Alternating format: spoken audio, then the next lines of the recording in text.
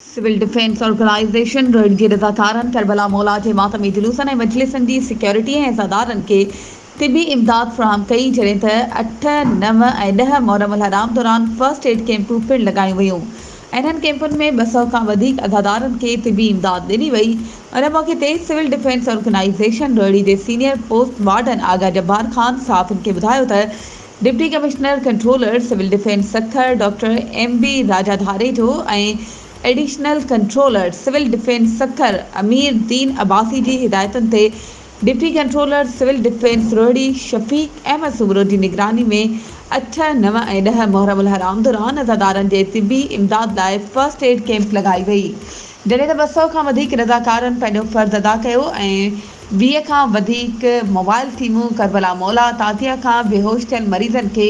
Camp ताईं पहुचायो। आख़िर में आगा जब्बार ख़ान, चेयरमैन ज़िले काउंसिल सखर सैयद कुमेल हैदर शाह, इरफान अली दाऊद पोठो,